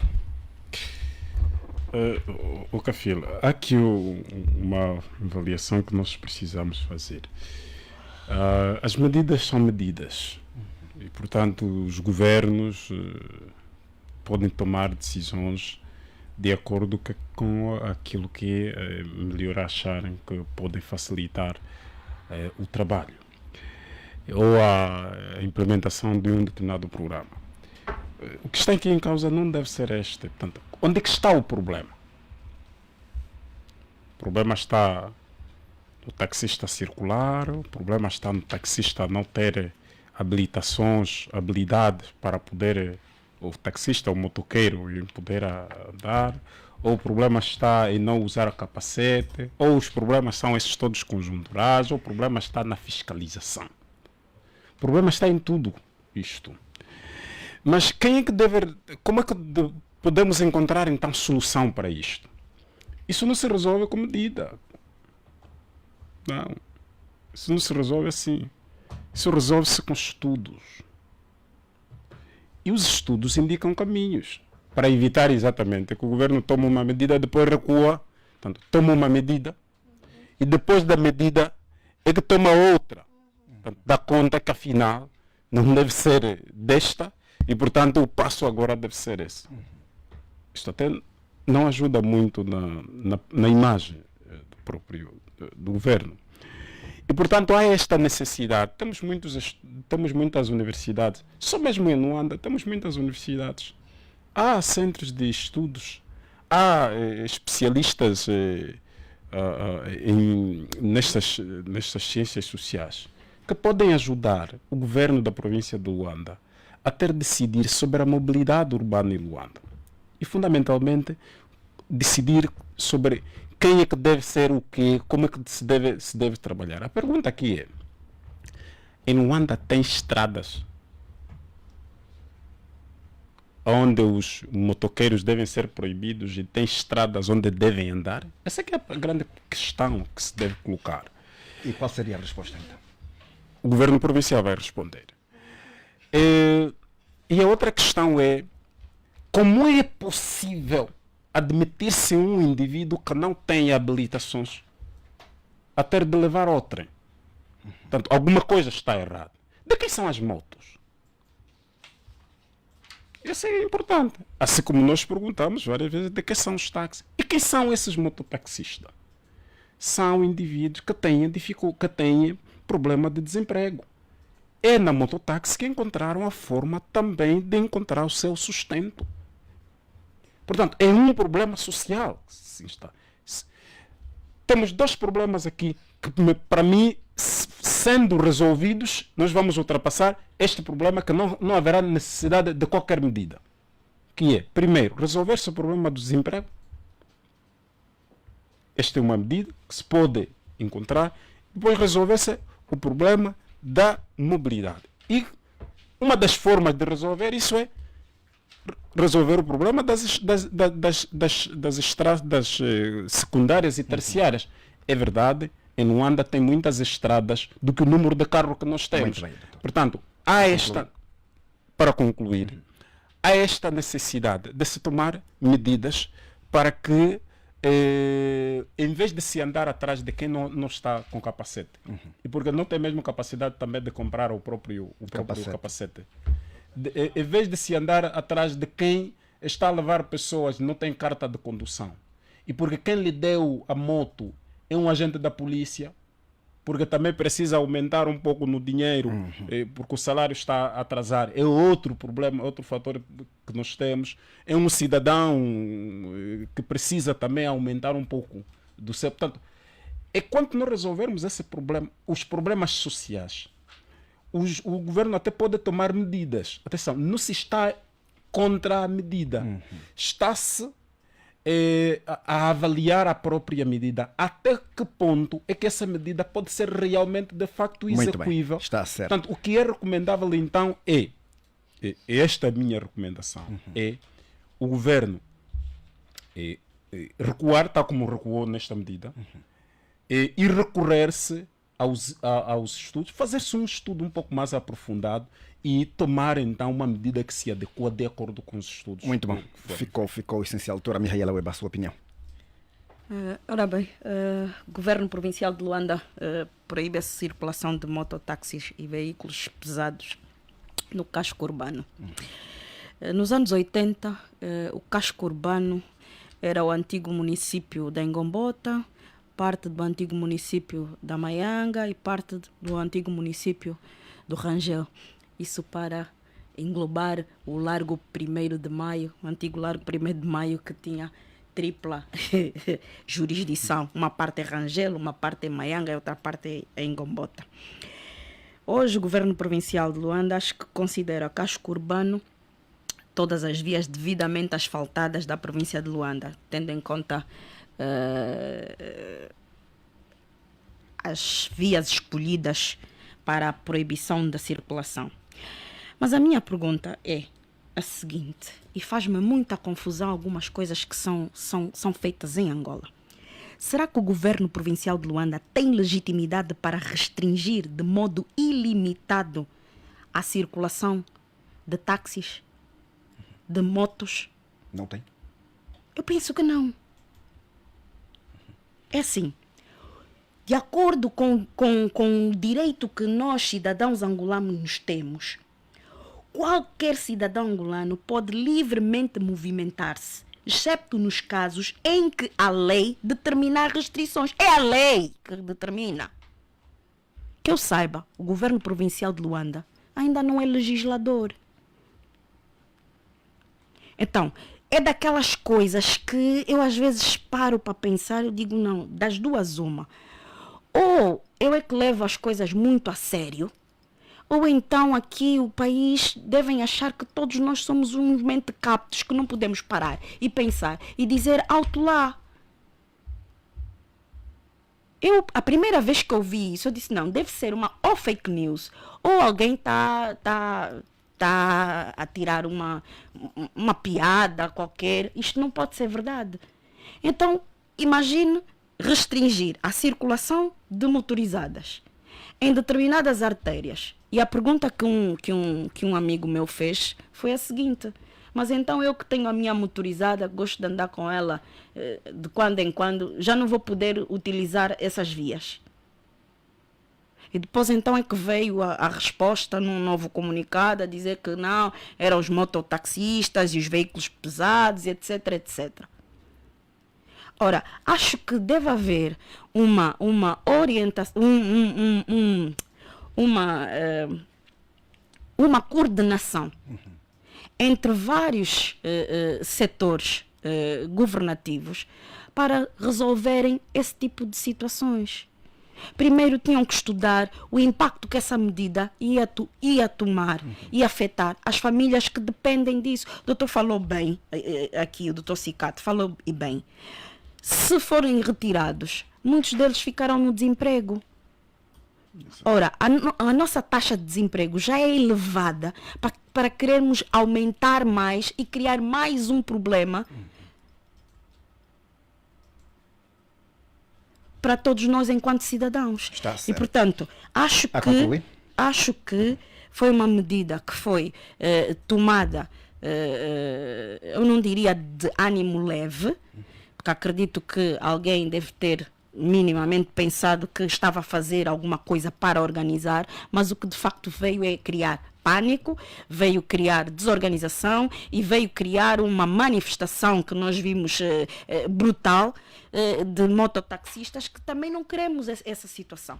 E, portanto, eu penso que essas medidas, quando são medidas impopulares, devem ser bem pensadas, devem conversar com os cidadãos, devem negociar com os cidadãos, fazê-lo de forma faseada e não assim de modo abrupto como tentaram fazer. Muito bem. Doutora Aniceto Cunha, a sua opinião, a medida administrativa do governo de Luanda e o fim-capé dos mototaxistas?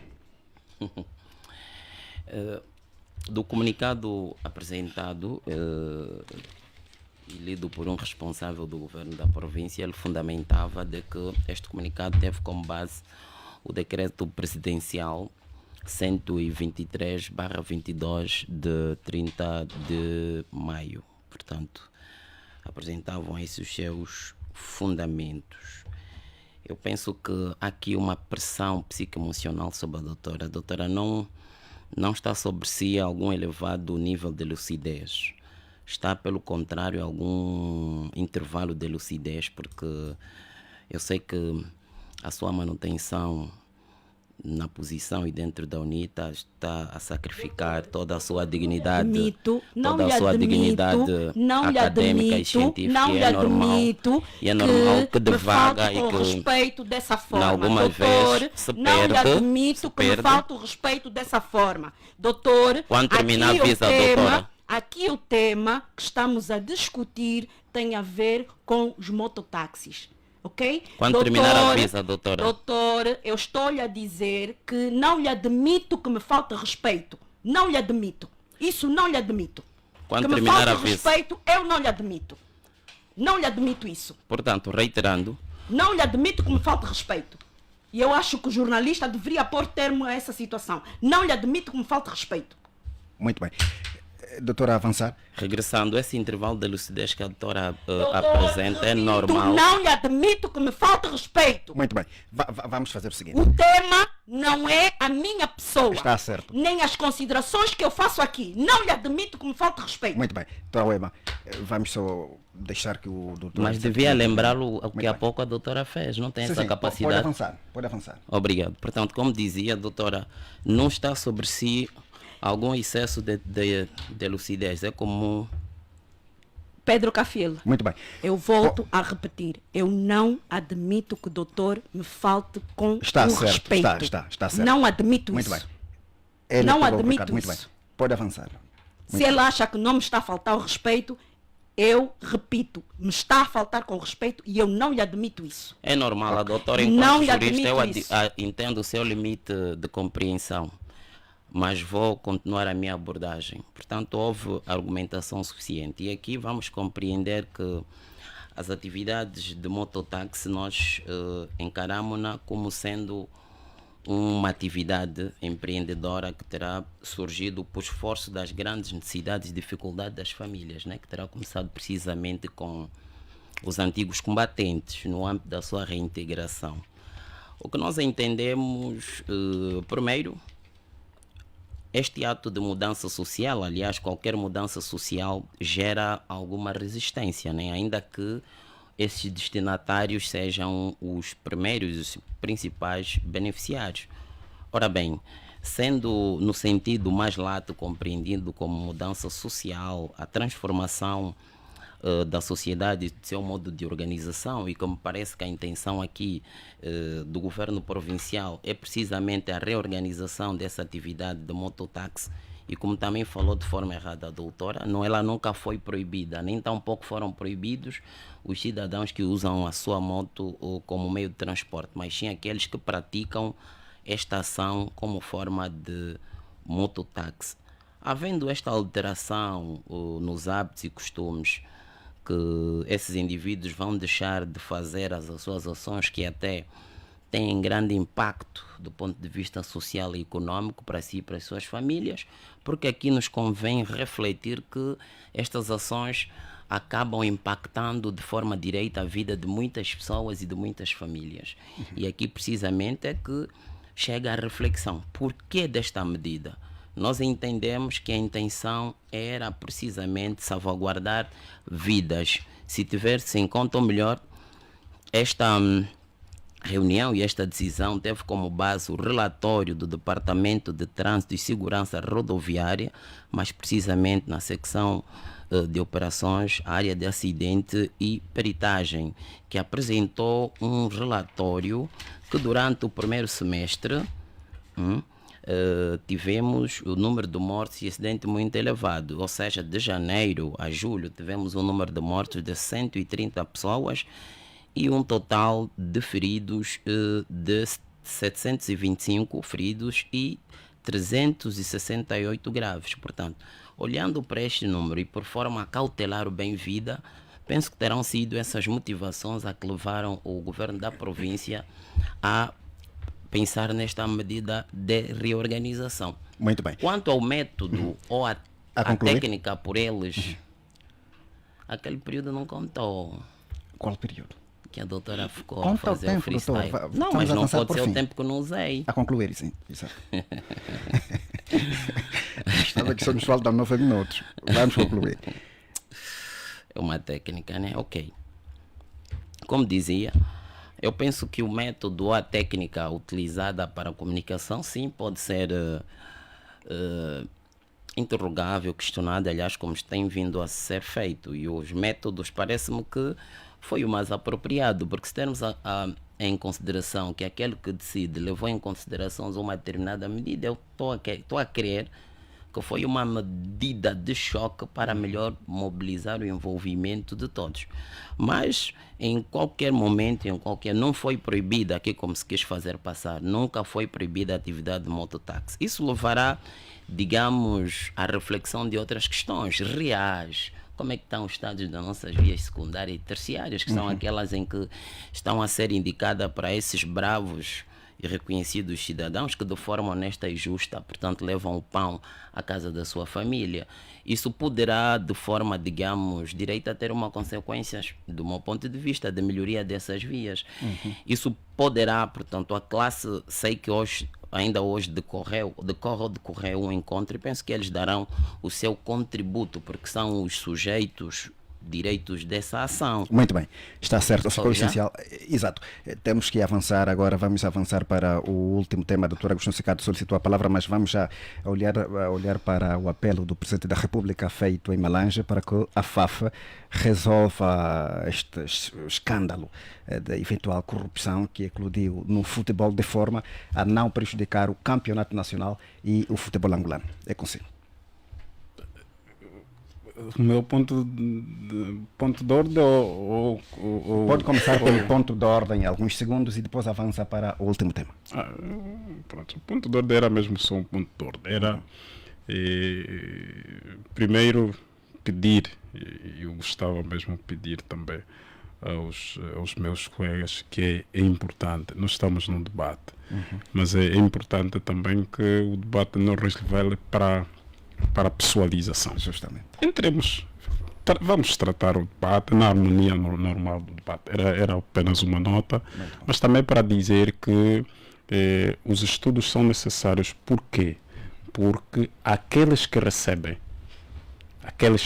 as motorizadas, e várias vezes nós vimos até o próprio governo oferecer, o governo, os partidos políticos até oferecerem motorizadas no período das eleições. Portanto, aqueles que recebem motorizadas têm-se a aferir que realmente estejam habilitados para poder. Mas isso não se refere assim da imaginação. Portanto, por isso é que a nossa recomendação é exatamente essa. O governo provincial estará melhor assessorado se recorrer aos académicos que poderão então ajudar. Mesmo essa questão que estamos a falar sobre as vias secundárias e terciárias, seguramente os académicos, os estudos podem indicar melhores formas, tanto de como é que se pode Em relação ao tema, eu devo pedir desculpas, entendo menos de desporto porque sou da equipa que ganha. E, portanto, não tem nenhuma equipa no campeonato nacional. Não, nos partidos faço parte da equipa que ganha. No desporto também faço parte da equipa que ganha.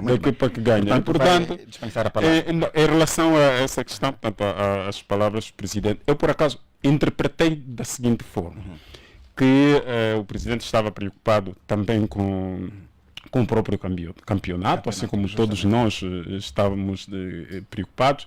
Já para isso eu sou da seleção, portanto a seleção quando perde sofro muito, por acaso. É a única vez que eu sofro em Angola quando a seleção perde. E portanto, creio que a orientação foi, apesar de que pode ser interpretado de outras formas, mas o meu entendimento como foi... ingerência nos assuntos da FAFA, por exemplo? Pode ser. Há quem possa interpretar desta forma também, mas a minha interpretação foi no sentido de o Presidente, na sua qualidade, há quem diga que pode ter feito na qualidade de cidadão. Eu entendi, na qualidade de Presidente da República, ele falou nessa também, qualidade, preocupado. E a orientação foi não tanto política, mas no sentido de que é preciso ter em conta a sensibilidade que isso também tem. Os prevaricadores devem ser realmente punidos, mas a punição deve obedecer exatamente os ditames da própria lei, para não se pôr em causa também o próprio campeonato, que é importante. Muito bem, ficou essencial. Então, a sua opinião? Eu penso que o Presidente da República, se iniciar esta nova dinâmica de começar a preocupar-se com questões que têm que ver com a aplicação da lei, seria bom. Entretanto, eu acho que, apesar dele ter feito o juramento de cumprir e fazer cumprir as leis do país, eu penso que o Presidente da República deveria primeiro esperar que esse processo terminasse, para depois então se pronunciar, porque entendemos que, eu entendo que as declarações dele foram efetivamente uma ingerência no trabalho que a FAF faz. E acho que ele não o faz como Presidente da República. Eu penso que aí ele estava a fazer nas vestes de Presidente do MPLA.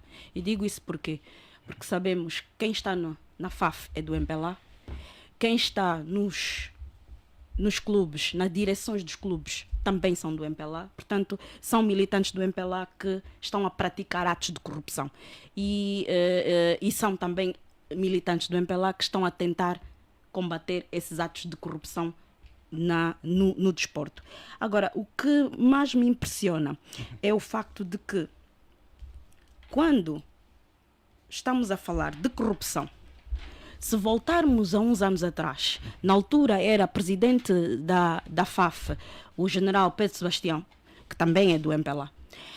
Houve um empresário... Pedro Sebastião não, é Pedro Neto. Pedro Neto, peço desculpas, Pedro Neto, que também é do MPLA. Atualmente é deputado pela bancada do MPLA. E na altura houve um empresário, Horácio Mosquito, também presumo que pela família que tem ligações ao MPLA. Ele vinha a público e utilizava a mesma expressão, se não estou em erro, que já não é gira-bola, é gira-batota. E apresentava uma série de... do recreativo da Cala. Do recreativo da Cala, exatamente. E apresentava uma série de situações que hoje, chegados a 2023, são exatamente as mesmas situações. Ou seja, treinadores, árbitros, jogadores, jornalistas e dirigentes desportivos que a sua renda não justificam os sinais exteriores de riqueza que têm. E que deveriam efetivamente ser investigados por isso. Eu acho que os clubes não devem ser penalizados pelas ações ou dos árbitros, ou dos dirigentes, ou dos treinadores, ou dos jogadores. Portanto, temos a questão da equipa de Lobito. Ora, aquela situação não foi potenciada por um dirigente, foi potenciada por um treinador e por jogadores. Ora, por que o clube é que é penalizado? Há qualquer coisa aí que está errada. Está certo. Doutora Aniceto Cunha, é consigo. Penso que a doutora Miela Weber contradisse, né? Porque no fim da sua argumentação ela está alinhada ao Presidente da República. Eu gostaria de dizer que os pronunciamentos do Presidente da República demonstram claramente a preocupação de um líder com a sua sociedade que está atento aos factos e aos maiores acontecimentos, digamos, que ocorrem nela. Ele teve sim uma posição de líder que pediu ponderação e, como bem aqui fundamentou a doutora Miaela Weba, de que não se pode ter uma punição conjunta quando, portanto, não houve um envolvimento coletivo. E eu consultei as pessoas que eram entendidas na matéria de desporto, porque o desporto que eu entendo só são artes marciais. Então, as pessoas entendidas no desporto e sobretudo no futebol disseram-me que as aplicações, digamos, que foram ali metidas são, digamos, ponderáveis, porque recorreu-se à experiência da FIFA, em caso dos regulamentos da FIFA, quando o dirigente, enfim, cometem atos dessa natureza, como é que ocorre? Mas é um indicador positivo, porque ao ter uma denúncia, né, esse Conselho de Jurisdição fez o trabalho, mas vamos aqui ver, independentemente da lacuna, veio a público alguma transparência, um motivo de debate, embora ela não terá cumprido, digamos, alguns ditames, como alguns críticos fazem, não comunicou o departamento ministerial que a surpreende. Portanto, penso haver da denúncia, acho que há poucas formas, e tratando-se de corrupção, um crime público, penso que deveriam, digamos, fazer chegar aos tribunais que é de direito. Mas pronto, é um assunto quente que é bom de se refletir, porque traz a olho nu, né, as questões que vivem-se naquele setor. E isto é positivo por si só. É de realçar, o Presidente não teve nenhuma posição enquanto Presidente do MPLA, teve enquanto Presidente da República, como qualquer um cidadão tem, mas ele com as responsabilidades que se lhe assistem, portanto, deu a sua opinião. Muito certo? bem. Está certo. Doutor Gelson Salucia, consigo, vamos fechar. Pedro Cafiel, geralmente... O microfone está desligado, Caixanjo. Sim, Muito Pedro bem. Cafiel. Geralmente quando se faz discussão sobre corrupção, encontramos-la sempre em dois atores, né? Se não for na política ou em atores políticos, é nos desportos. Se for ler análises, artigos, documentos ligados à corrupção, as grandes discussões estão viradas para esses dois campos, política e desporto. Ou seja, há mais corrupção na política e também há mais corrupção no desporto. E, portanto, eu concordo, claro, que a depender da intervenção de cada um, que a medida, a penalização, tivesse em conta, claro, a participação de cada elemento, de cada membro no ato de corrupção, seja ela ativa ou passiva. Portanto, temos casos no mundo equiparáveis à nossa situação que estamos a ver agora, não é? Nós tivemos, por exemplo, na Itália, o caso Calciopoli, não é? Onde clubes do campeonato da Série A, portanto, desenvolviam ações que visavam influenciar a nomeação dos árbitros e, portanto, muitos foram relegados para a Série B. Saíram do campeonato principal e deixaram para a Série B. Tivemos também o caso, por exemplo, da Juventus em 2005, em 2006, que, portanto, foi relegada para a Série B, tudo por conta também de atos de corrupção. E a questão aqui é a seguinte. Nós tivemos, portanto, um ato de corrupção no desporto, em que, de um lado, um suposto ato, uma equipa, vamos né? dar a presunção de inocência. Claro, mas exato. se há penalização, houve um juízo, né? Embora aliás, fosse... o Petro recorreu da decisão com efeito suspensivo. Pois não? Exato. Sim, onde um sofre mais na penalização, diferentemente do outro. Um deu 3 milhões para uma equipa ganhar o seu principal adversário, justamente. O outro deu 7 milhões para ganhar desta mesma equipa, mas quando você vai ver a penalização, percebe que há diferença, né? Para um a penalização foi maior, para outro a penalização foi branda, né? Portanto, eu acho que o apelo do Presidente da República deve ser visto no sentido de impulsionar a PGR, porque trata-se de um caso de corrupção, e a PGR, enquanto instituição vocacionada para garantir a legalidade dos atos do Estado, é importante que ela, portanto, se faça ouvir e comece, claro, um processo de investigação investigação para, no final, dizer-nos alguma coisa sobre, claro, a necessidade que todos auguramos de começarmos a combater efetivamente a corrupção. Muito bem. Doutora Weba, 1 minuto para positivo e negativo da semana. Felizmente essa semana o negativo vai para a terra do meu pai. É triste ouvir que Malange, que é uma província que tem 14 municípios, dos 14 municípios, apenas 4 têm água que não é potável, é canalizada, e os mesmos 4 têm energia elétrica. Esta é a grande nota negativa da semana. O positivo? O positivo da semana, claramente o pedido, o reiterado pedido do engenheiro Adalberto Costa Júnior de desculpas a todas as vítimas do conflito armado, um pedido que já foi feito pelo líder fundador Dr. Jonas Savimbi, pelo general Lucamba Paulo Gato, enquanto coordenador da Comissão de Gestão da UNITA, pelo presidente Isaías Samacuva, na altura presidente da UNITA por 2 vezes, fez esse pedido, e agora então o atual presidente da UNITA também a reiterar o pedido de desculpas. Muito bem. É a nota positiva dessa semana. Exato. Doutora Agostinho Cicato, positivo e negativo da semana. Eu começo com um negativo que infelizmente aconteceu hoje. Foi a morte do inspetor da Polícia Fiscal, o Paulo Jacinto Fragata. Portanto, foi baleado hoje no bairro da Polícia, no bairro condomínio Nandolo, acho que é assim que chamam, com 7 tiros à sua porta. É negativo, portanto, é péssimo isto. O positivo? O positivo da semana, portanto, foi a atividade programada pelos jovens do movimento contestatário de Cacoaco, portanto, a 3ª geração, a 3ª divisão, portanto, que refletiu, para refletir sobre Angola, portanto, ditadura ou democracia. Muito bem.